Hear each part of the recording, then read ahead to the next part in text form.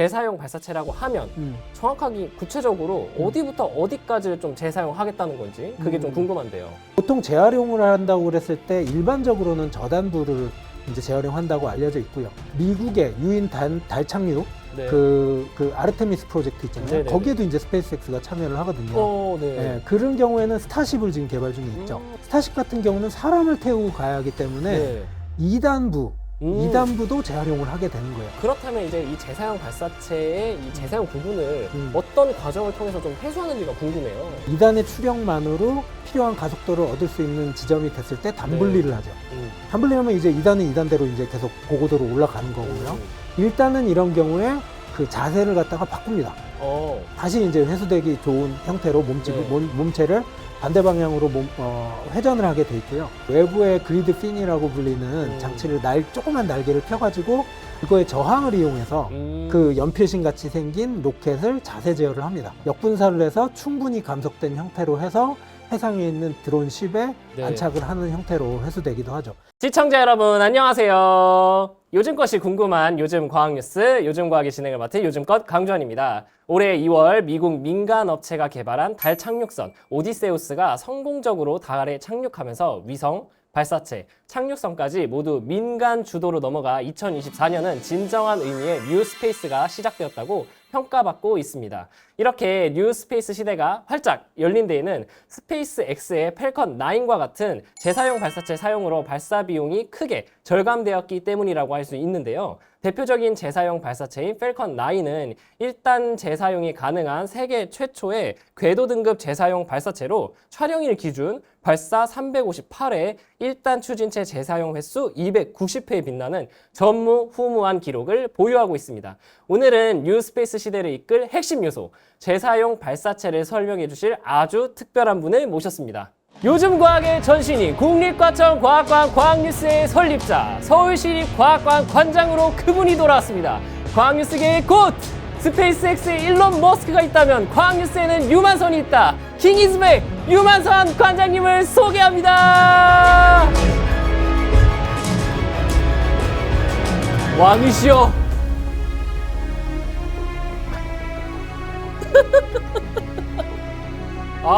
과장님. 반갑습니다. 드디어 돌아오셨네.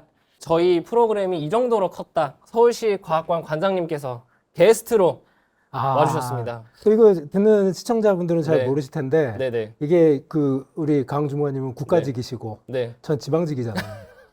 네, 그렇게까지. 중앙정부에서 부르시면 네네네. 지방에서는 그러면 뭐 다음번에도 그냥 제가 부르겠습니다. 뭐 오시겠죠, 뭐 중앙정부가 부르는데 설마. 이거 듣고 계는 또 우리 시립과학관 가족들이 보면 또 어떻게 생각하겠어요? 죄송합니다. 예. 제가 말실수를 또 요놈의 조동아리가 죄송합니다. 예. 요즘 과학의 전신이죠. 그림으로 보는 과학 뉴스의 설립자로서 이제 계보를 이어나가고 있는 요즘 과학을 어떻게 보고 계시는지 좀 관장님께 여쭤보고 싶은데요. 예, 요즘 관장일 하느라 바빠서 못 보고 있고요. 농담이고 가끔 또 우리 진행자이신 또 제가 애정하는 우리 진행자분 보기 위해서라도 가끔 보긴 해요. 전 그게 그냥 당시 관장님 지시로 그냥 1년 하고 바짝하고 말 줄 알았는데 지금 이렇게까지 지금 몇 년째죠 이게? 지금 이제 저는 이제 3년째. 그러면 그 전까지 따지면 한 이제 5년 정도 제일 길게 하고 계신 거고. 그쵸. 제일 길게 하고 계신 거고. 다 합하면 4년, 지금 5년 차 돼가고 있는 것 같은데요. 과학 뉴스 관련돼서 하고 맞습니다. 있는 거는. 그래서 결론적으로 대단하십니다.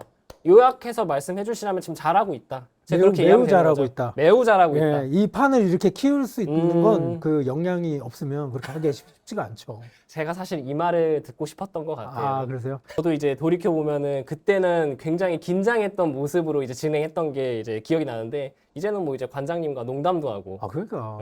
장족의 발전을 저도 이뤄냈던 것 같습니다. 이따가면서 막 나한테 이상한 거 시키고. 시키다니요. 자발적으로. 예. 네네. 그러면 이제 저희가 제 칭찬은 다 들었으니까 이제 본론으로 또 넘어가야죠. 본론 들어가야죠. 이제 오늘 주제가 재사용 발사체인데요. 사실 이제 누리호 발사 사례에서도 봤던 것처럼 발사체에는 굉장히 많은 부품들이 들어가잖아요. 재사용 발사체라고 하면 정확하게 구체적으로 어디부터 어디까지를 좀 재사용하겠다는 건지 그게 좀 궁금한데요. 그거 말씀드리려면은 이제 로켓에 대해서는 이제 대부분 요즘은 뭐 하도 유명해지다 보니까 많은 시청자분들이 아실 것 같긴 하지만 왜 그 로켓을 여러 대를 붙여가지고 쓸까에 그러니까요. 대해서는 조금 뭐 간단하게 짚고 넘어갈게요. 근데 네네. 그게 F는 MA 기억하시죠? F는 MA. 뭐 F는 이거를 MA는 저희 모르시는 배웠던 분은 거예요. 없을 것 그죠? 같아요. 힘은 질량 곱하기 가속도로 네네. 정의가 되는데 음. 이때 지구 궤도에다가 빠른 가속도를 갖는 어떤 물체를 이렇게 위치시키기 위해서는 네. 뭐 그의 그 동등한 어떤 힘이 필요한데 네. F는 MA에서 알 수 있으시듯이 그 M 질량이 작을수록 힘이 적게 필요하게 되는 거예요. 그쵸, 그쵸. 필요한 가속도는 일정하거든요. 네네. 궤도에 올리기 위한 가속도는. 그러다 보니까 질량이 작을수록 올리기 위한 힘은 적게 드니까 좋은데 그러려면은 초반에 발사할 때 썼던 몸통의 일부를 분리시켜 가지고 M 값을 줄일 수 있으면 필요한 힘이 줄어들기 때문에 네. 필요한 에너지, 뭐 연료 곧 연료를 적게 쓸 수 있는 거죠. 그렇기 네. 때문에 다단 로켓이 일반적으로 많이 쓰이고 있다. 질량을 줄이기 위해서. 맞습니다. 네. 네, 질량을 줄이기 위해서. 그런데 그렇게 하기 위해서 쓰는 로켓들 중에 저단부에다가 보통 뭘 집어넣냐면 고체 로켓 부스터, 고체 로켓. 네네. 뭐 어떻게 보면 탄에다가 산화제를 이렇게 섞은 거라고 보시면 되고요. 네. 아니면 액체 연료 엔진을 갖다 쓰기도 해요. 근데 이제 그 액체 연료 엔진을 다시 보면은 연료를 집어넣어야 되니까 연료통이 필요할 거고 네. 그 연료를 갖다가 펌프질 해가지고 그 불태우기 위한 연소실로 집어넣어야 되기 때문에 펌프도 필요하고 연소실도 필요하고 그 다음에 그거를 뒤로 빠른 속도로 내뱉기 위해서 노즐이라는 장치도 필요하거든요. 이렇게 그쵸, 되게 그쵸. 여러 가지 부품들로 이루어졌어요. 근데 그러다 보면 어떻게 될까요? 그 개발하는데 비용이 엄청나게 들어갈 거고 그쵸. 생산하는데도 비용이 많이 들어가요. 맞습니다. 그러다 보니까 이거를 단분리가 끝난 저단 로켓 엔진을 그냥 바다에 빠뜨려서 없애버린다라고 했을 때 그 네. 로켓 발사 비용이 상당히 크게 되는 거죠. 네네. 하지만 여태까지는 그렇게 해왔던 거예요. 언제까지? 스페이스X가 나타나기 전까지. 스페이스X가 아까 뭐 설명을 하셨지만 1단 로켓을 1단 액체 로켓 엔진, 네. 팔콘 9 엔진의 1단 저단 엔진을 재활용하기 시작하면서 로켓에 대한 발사 비용이 아주 크게 떨어지기 시작했다. 네네. 이렇게 얘기를 하고 있어서 보통 재활용을 한다고 그랬을 때 일반적으로는 저단부를 이제 재활용한다고 알려져 있고요. 근데 이제 이번에 뭐 예를 들어서 미국의 유인 달 착륙 네. 그 아르테미스 프로젝트 있잖아요. 네네네. 거기에도 이제 스페이스X가 참여를 하거든요. 네. 예, 그런 경우에는 스타쉽을 지금 개발 중에 있죠. 뭐 그쵸, 이따가 그쵸. 또 조금 더 얘기할 것 같지만 스타쉽 같은 경우는 사람을 태우고 가야 하기 때문에 네. 2단부도 재활용을 하게 되는 거예요. 이거는 그 N값을 줄이려는 목적보다는 네. 2단이 달에 어쨌든 갔다가 다시 돌아와야 되잖아요. 와야 되니까. 버리면 안 되잖아요. 그쵸, 안에 있는 그쵸. 사람도 버릴 수는 없으니까. 버리면 안 되죠. 그래서 어쩔 수 없이 그거는 프로젝트의 목적상 음. 재활용을 해야 되는 셈이 되는 거고요. 그래서 이런저러한 이유로 그 재활용부를 저단부를 하는 게 일반적이긴 하나 네. 뭐 더 상단부까지도 재활용을 하는 역사가 있다. 뭐 이렇게 알고 계시면 될 것 같습니다. 재사용 발사체도 네. 이제 부분 재사용 방식에서 이제 1단, 2단까지 재사용하는 완전 재사용 방식으로 이제 업그레이드를 꿈꾸고 있는 것 같아요. 이제 발사 비용이 더욱 하락하게 되면 우리도 진짜 꿈에 그리던 우주여행 할 수 있지 않을까. 그렇죠. 네, 이제 그런 기대도 되는데 그렇다면 이제 이 재사용 발사체의 이 재사용 부분을 어떤 과정을 통해서 좀 회수하는지가 궁금해요. 폰라인은 어떤 식으로 이제 회수를 하냐? 그러면은 단분리 아까 말씀드렸던 1단과 네. 2단으로 구성이 네. 돼 있고 로켓이 발사된 후에 1단 로켓 엔진에 상당한 연료를 써서 그 2단의 추력만으로 필요한 가속도를 얻을 수 있는 지점이 됐을 때 단분리를 하죠. 단분리하면 이제 2단은 2단대로 이제 계속 고고도로 올라가는 거고요. 1단은 이런 경우에 그 자세를 갖다가 바꿉니다. 다시 이제 회수되기 좋은 형태로 네. 몸체를 반대 방향으로 회전을 하게 돼 있고요. 그 다음부터는 뭐 여러 가지 방식을 써요. 뭐 그 이후에 조금 더 말씀을 드리겠지만 그 로켓 엔진의 분사 방향을 바꾸기도 하고 네. 그 다음에 외부의 그리드 핀이라고 불리는 장치를 조그만 날개를 펴가지고 그거의 저항을 이용해서 그 연필신 같이 생긴 로켓을 자세 제어를 합니다. 그렇게 하고 마지막에 가가지고는 역분사를 하죠. 남아있던 연료를 최대한 써가지고 안 그러면 그냥 자유낙하를 할 거 아니에요? 네. 그럼 땅에 이제 뭐 크게 떨어져가지고 파손되면 안 되니까 역분사를 해서 충분히 감속된 형태로 해서 해상에 있는 드론십에 네. 안착을 하는 형태로 회수되기도 하죠. 그리고 이제 또 착륙 회수하는 부분의 펠콘 9의 특징 중에 또 하나가 드론십이 되게 또 의미가 있는 것 같아요. 그래서 네. 해상에 그 말 그대로 드론십이에요. 무인으로 된 약간 네모나게 생긴 뭐 영상을 찾아보시면 나오는데 네모나게 핵이 생긴 착륙탄 같이 생겨가지고. 네네 그렇게 생긴 게 둥둥둥 둥실둥실 떠가면서 원하는 위치로 가서 움직인단 말이에요. 누가 조종을 하는 게 아니고 드론십이 가서 거기에 서 있는 거예요. 그러면 거기에 가서 정확하게 안착을 하거든요. 근데 이게 왜 필요할까 생각을 해보면 해상에 착륙했을 때 장점은 주변에 바다밖에 없잖아요. 네. 물고기들이랑. 그러니까 인명 피해를 줄 가능성이 혹시 극히 없죠. 모를 이제 예. 실패 이런 것들 좀 그죠. 대비를 해야 폭발했을 되니까. 때. 예. 네. 그래서 인명 피해를 줄 가능성, 되게 안정성이 되게 훌륭하다라는 게 있고 또 한 가지는 발사를 해서 귀환할 때 궤도를 계산을 물론 잘 해야겠지만 네. 항상 같은 데 떨어질 수는 없거든요. 네. 예, 그게 달라질 수도 있고 아니면 네. 경제성 목적으로 위치를 바꿔야 될 때가 있을 수 네. 있는데 지상의 발사장으로 회수를 하게 되면 발사장을 수십 개씩 만들어야 될 거 아니에요. 그쵸. 착륙할 때마다. 쉽지가 않은데 아. 해상에서 착륙할 때는 드론십을 계산된 위치에 이동시키면 옮겨놓기만 하면 되는 거죠. 그렇군요. 찾아가는 서비스.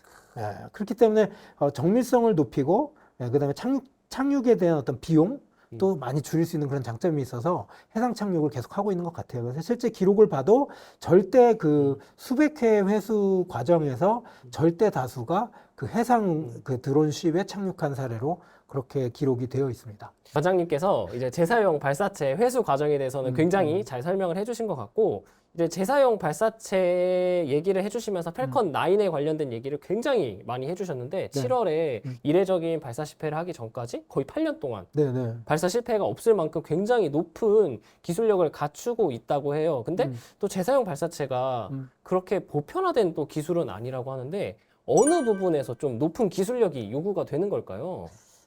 이게 어떻게 보면은 뭐 결론만 말씀드리면 제 생각에 네. 경험이라고 생각을 해요. 아, 경험. 예, 경험적 요소가 상당히 클 거라고 생각하고 마치 뭐 병원에서 어떤 특정한 수술 케이스가 딱 생겼을 때 그 네. 수술을 뭐 몇 케이스를 해봤냐에 따라서 실은 압도적이잖아요. 기술 차가 딱 드러나는 거잖아요. 그렇죠. 척추 수술 같은 것도 많이 해보신 분이 당연히 잘할 수밖에 뭐 없겠죠. 그 의사를 찾아가고 환자들이 찾아가게 되는 거죠. 그러니까 그렇죠. 재사용 로켓 맛집이다.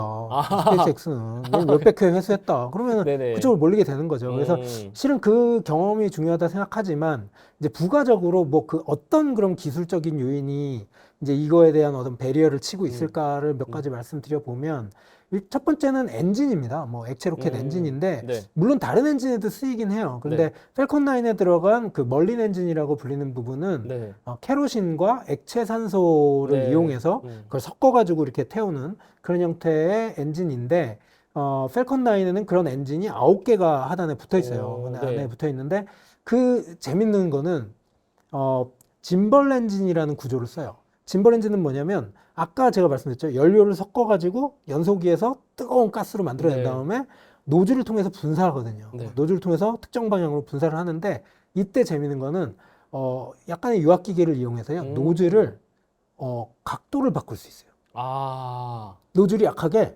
이쪽으로 갔다 저쪽으로 갔다 하면서 이렇게 움직일 수가 있어요. 그렇게 되면 뭐가 가능할까 생각해 보시면 그 추력을 분사하는 그러니까 스러스트 벡터링이라고 부르는데 추력의 방향을 바꿀 수 있는 거예요. 그렇게 되면은 이제 낙하하고 있던 로켓의 자세를 제어할 때 힘을 어느 쪽으로 가할지가 그 가능한 어느 쪽으로든 가할 수 있는 그런 구조가 되는 거죠. 그게 한 가지가 있고 또 한 가지 보시면은 이런 생각 안 해보셨어요? 그 연필 모양으로 생긴 길쭉한 물체에 바닥에서 막 추력이 나오고 있으면 자칫하면은 무게 중심은 그 길쭉한 물체의 가운데쯤에 있을 거 아니에요. 그쵸. 그럼에도 불구하고 힘을 주는 곳은 더 아래에서 이렇게 밀고 있을 거란 말이에요. 그렇게 되면 생각해보시면 무게 중심을 기준으로 뒤집힐 수가 있어요. 자칫하면. 조금만 잘못해도 얘가 확 돌아갈 거란 돌아갈 말이죠. 수가 있어요. 예. 그거를 방지하기 위해서 한 두 가지 정도가 전 쓰인다고 알고 있는데 첫 번째가 그리드 핀이라는 겁니다. 그리드 핀, 아까 말씀하셨던. 그리드 핀은 뭐냐면요. 마치 그 티라노사우루스의 앞발 같이 그 크기에 비해서 되게 작아요. 되게 짝달막한 날개인데 어디에 달려 있냐? 그러면 일단 그 펠컨 9 엔진의 일단 로켓의 상단부 근처에 붙어 있어요. 그것도 방사형으로 그러니까 원주 방향으로 4개가 이렇게 90도 간격으로 붙어 있거든요. 근데 그게 발사 당시에는 발사해서 단분리할 때까지는 펴지지 않습니다. 그런데 낙하하는 시점부터 얘가 펼쳐져요. 펼쳐지면 무슨 일이 벌어지냐? 되게 조그만 날개이지만 네. 거기로 엄청나게 큰 항력, 공기와의 마찰에 의한 항력이 걸립니다. 네. 항력을 위에 걸리게 하면은 마치 로켓을 위에서 잠깐 잡고 있는 것처럼 느껴지는 거거든요. 야, 역시 낙하산 생각해 보시면, 낙하산 생각해 보시면 역시 왕은 다르시네요. 설명이 아주 그렇죠. 기가 막혔습니다. 아, 기가 막혔나요? 네. 예, 하여튼 그게 있고요. 근데 그럼에도 불구하고 그리드핀 같은 경우도 이쪽 저쪽으로 움직이면서 네. 그 힘의 방향을 제어한다고 하고 있어요. 그럼에도 불구하고 강하게 로켓의 위치를 자세를 제어하려고 하면은 추가로 뭐가 필요하냐? 스러스트라는 게 있습니다. 스러스터. 아까 또 잠깐 얘기하셨는데. 네. 스러스터는 뭐냐면 조그만 질소가스 통을 둬가지고요. 네. 이거는 뭐 연료를 섞어서 태우고 그런 게 아니라 질소가스를 이렇게 압축시켜 놓은 통에 있던 거를 쭉 뿜어내면서 노즐로 그냥 분사하는 거예요. 네. 그러니까 일정 시간밖에 못 써요, 이거는. 그런데 그거를 낙하할 때 스러스터를 써가지고요. 네. 물론 아까 얘기했던 그 그리드핀 갖고도 기본적인 자세 제어를 살짝 하지만, 이 경우에는 강하게 뭐 자세를 크게 바꿔야 된다 할 때는 스러스터를 통해서 연필 모양으로 생긴 로켓에 수직한 방향으로 쏴주는 거예요. 그러면 뭐 누워있던 로켓이 갑자기 벌떡 쓰기도 하고요. 네. 아니면 뭐 지나치게 뭐 서 있어서 어느 경우에 좀 눕혀줘야 된다면 반대로 분출할 수도 있고요. 그러니까 이런 식으로 해서 아까 말씀드렸던 뭔가 멀린 엔진, 네. 그 스러스트 벡터링이 가능한 네. 멀린 엔진을 쓰기도 하고 그리드핀 네. 쓰기도 하고 그다음에 스러스트를 쓰기도 네. 하고요. 기술적으로 그런 것들이 쓰이고 그 외에 실은 감춰진 건 뭐냐면 이 자세가 누워 있는지 서 있는지 그다음에 지금 떨어지고 있는 속도가 어느 정도 되는지 네. 이 모든 거는 다 감지를 해야 될 거 아니에요. 그쵸. 외부에서 보고하는 게 아니거든요. 센서. 내부에 있는 센서 시스템들이 엄청 다양하게 있고 그걸로 실시간으로 감지를 하면서 스러스터를 어느 힘으로 밀어야 될지 이런 건 뭘까요? 경험에서 비롯되는 거예요. 결국은. 시뮬레이션을 하고 컴퓨터로 시뮬레이션을 하고 다 해서 적용을 해봤겠지만 네. 초반에 falcon 9 몇 번만 처음부터 성공한 거 아니었잖아요. 네네. 4번인가 5번 만에 성공한 걸로 알고 있고요. 계속 네. 폭발했고 네. 그다음에 제어도 쉽지 않았던 걸로 알고 있고요. 뭐 영상을 찾아보시면 아시지만 뭐 다리 3개 갖고 펴서 놓긴 놨는데 놓자마자 쓰러지고 막 폭발하고 뭐 난리도 아니었던 게 영상이 엄청 많아요. 야, 보시면. 그런 시절이 있었군요. 네. 흑역사가 있습니다. falcon 9도. 그래서 네. 그것들이 결국은 스페이스X가 계속 해봤던 경험에서 비롯된 거고 그래서 지금의 수백 회의 회수 성공은 그 앞에 있었던 그 흑역사들 네. 그 흑역사들이 쌓였기 때문에 가능한 거거든요. 근데 실패를 하더라도 경험치를 쌓는 게 중요하다. 네네네. 아, 약간 이런 생각을 갖고 있었나 보군요. 네. 예전에 전소연 연구사님이 출연하셔가지고 비슷한 사실 얘기를 하신 적이 있어요. 이제 기술 개발에 있어서 다양한 시행착오를 경험해보는 게 굉장히 중요하다. 뭐 그런 말씀을 해주시고 가셨는데 이제 펠컨 9 같은 경우에도 성공과 실패를 좀 많이 거치면서 쌓은 이제 수많은 경험치가 지금 사실 재사용 발사체 1황이라고 할 수 있잖아요. 그렇죠. 이런 자리를 차지하는데 굉장히 큰 이제 원동력이 되지 않았나 싶고요. 네. 그러니까 1단과 2단을 모두 재사용할 수 있는 발사체로 개발 중인 게 스타쉽, 아르테미스 프로젝트에 이제 활용한다. 스타쉽 말씀해 주셨는데 8월 중으로 지금 5차 시험 발사를 계획 중이라고 하거든요. 이제 그때부터 굉장히 특별한 네. 발사체 회수 방법을 이제 적용한다고 들었는데 어떤 건지 좀 말씀해 주시죠. 이 회수 방법이 저도 동영상 찾아보고 깜짝 놀랐거든요. 네. 근데 아시겠지만 그 스타쉽 프로젝트 자체가 네. 인류가 여태까지 개발한 발사체 중에 가장 거대한 로켓이에요. 가장 거대. 네. 가장 거대한 로켓이에요. 왜? 달에 가야 되니까. 그리고 화성까지도 고려를 하고 있어요. 생각해 보시면 그 스타쉽에 들어가는 액체 엔진은 아까 말씀드렸던 케로신, 그러니까 우리나라로 치면 등유, 네. 등유를 쓰는데 이 그 스타쉽에 쓰이는 그 연료는 메테인을 씁니다. 메테인. 왜 연료를 바꿨을까 생각해 보시면 화성에서는 화석 연료가 안 나와요. 등유가 안 나와요. 네. 메테인은 나오니까. 합성이 된대요. 아. 그러니까 그 일론 머스크가 뭘 생각해서 이 스타쉽을 디자인했는지 알 수 있는 대목이죠. 다 이유가 있네요. 이유가 있는 거예요. 그래서 그렇게 거대한 로켓을 만든 이유도 거의 제가 알기로 100톤이 들어가나요? 안에 네. 100톤을 실을 수 있게 돼 있고 뭐 네. 이런 식이거든요. 근데 재밌는 게 얘를 회수할 때 우리가 알고 있는 그 발사대 있죠. 발사대. 네. 발사대에 거대한 기계팔 2개를 가지고 젓가락으로 로켓을 짚듯이 네, 이렇게 잡나요? 네, 로켓이 땅에 발을 디디지 않게 잡는 그런 기술을 쓴다고 합니다. 야, 상상이 안 가는데요.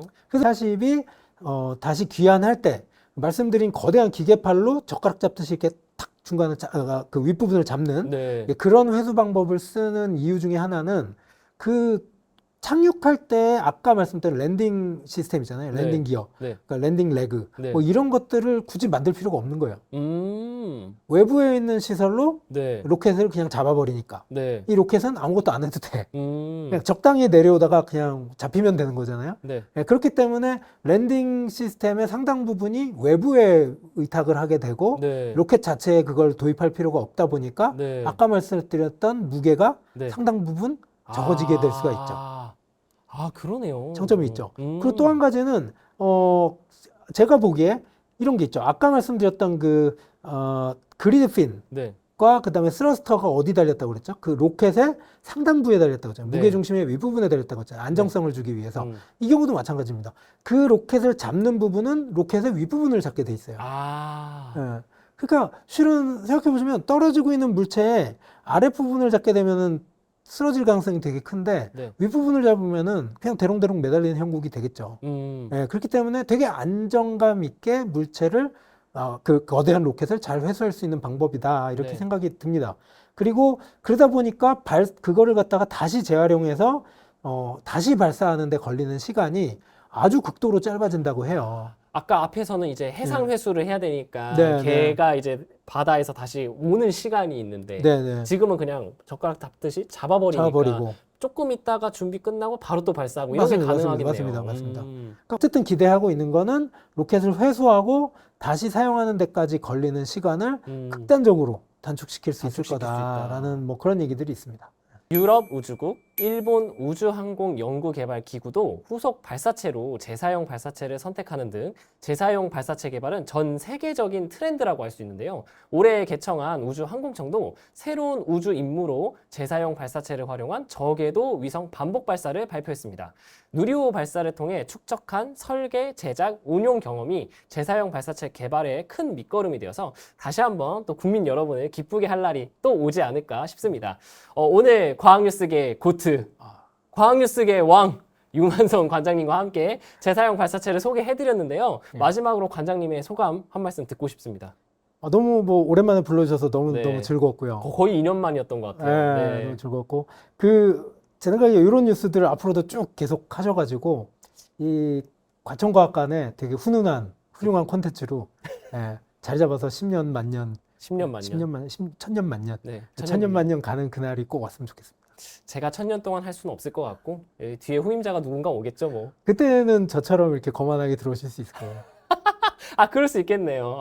이것도 약간 전통처럼 좀 계승을 시켜야겠네요. 그렇게 할까요? 칼도 하나 딱 만들고. 다음번에는 이제 또 복장도 좀 또 왕처럼 좀 갖춰 입고 또 불러주시면 제가 네. 왕복장을 꼭 입고 싶으셨던 것 같네요. 다음번부터는 좀 저희가 철저하게 준비할 수 있도록 하겠습니다. 감사합니다. 저도 이제 말씀해 주신 것처럼 이제 이렇게 훌륭한 또 기획 의도가 담긴 이 프로그램을 제가 이어받아가지고 계속 이렇게 진행하고 있다는 거에 대해서 좀 자부심을 가지고 있고 또 저의 뒤를 이어서 또 훌륭하신 분들이 계속 이 프로그램을 진행할 수 있도록 저도 앞으로 최선을 다하도록 하겠습니다.